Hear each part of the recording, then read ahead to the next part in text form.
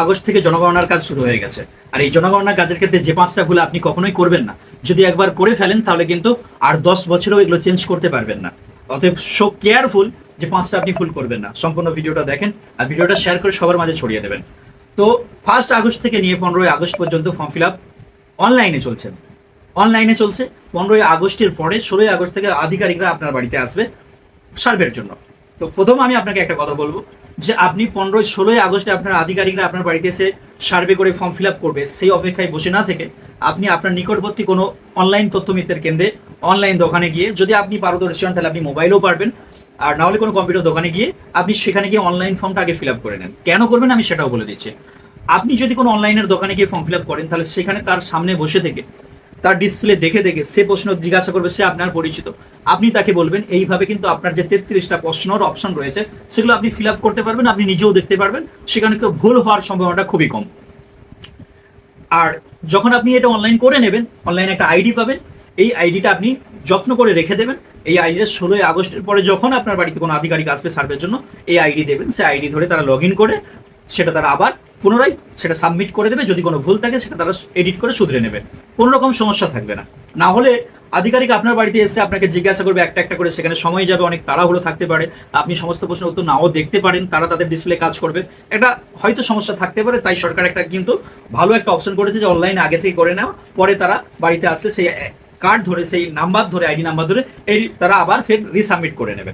দ্বিতীয় নাম্বার বিষয়, এখানে অনলাইন করার ক্ষেত্রে আরও একটা সুবিধা রয়েছে যে যেই দিন আপনার বাড়িতে হয়তো সার্ভে আসবে জনগণনার জন্য, সেই দিন আপনি হয়তো নাও থাকতে পারেন। ইন কেস আপনার কোনো রকম সমস্যা থাকতেই পারে, আপনি বাড়িতে নেই, তাহলে আপনার ফ্যামিলির যে কেউ ওই আইডি নাম্বারটা দিলেই সেই আইডি নাম্বার ধরে তারা লগ ইন করে আপনার বাড়ির সমস্ত ফর্ম ফিল আপ ডিটেলসটা পেয়ে যাবে। অর্থাৎ আপনি না থাকলেও আপনার দেওয়ার উত্তরগুলো তারা কিন্তু পেয়ে যাবে, তারা কিন্তু সেটা করে নেবে। তাহলে অনলাইন ফর্ম ফিল আপ করার ক্ষেত্রে কিন্তু এটি একটি স্পেশাল বেনিফিট বলতে পারেন। নাম্বার 2, আপনি অনলাইন জনগণনার ফর্ম ফিল আপ করার পরে যে আইডিটা পাবেন, এই আইডিটা যত্ন সহকারে বাড়িতে তুলে রেখে দেবেন, কেননা আবারও 10 বছর পরে আপনার এই জনগণনা হবে, এই আইডিটা আপনার জন্য অনেক গুরুত্বপূর্ণ। নাম্বার 3 হলো যে আপনার এই জনগণনা করার ক্ষেত্রে আপনি যদি বিবাহিত হন তাহলে আপনি আপনার বাবার সাথে ফ্যামিলিকে এক করে একটা ফ্যামিলিতে করে জনগণনা করবেন না, ফর্ম ফিল আপ করবেন না।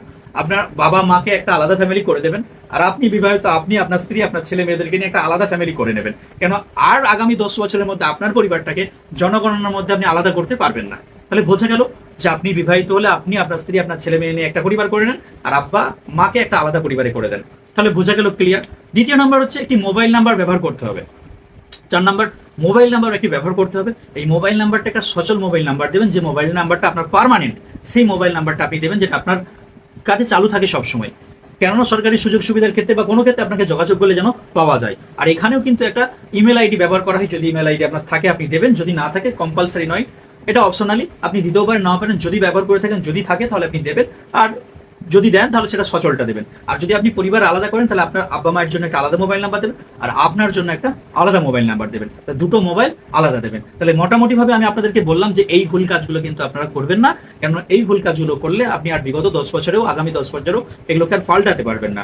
তো ভিডিওটা প্রচুর পরিমাণে শেয়ার করে দেন, আপনার মতামত কমেন্ট বক্সে জানিয়ে যাবেন।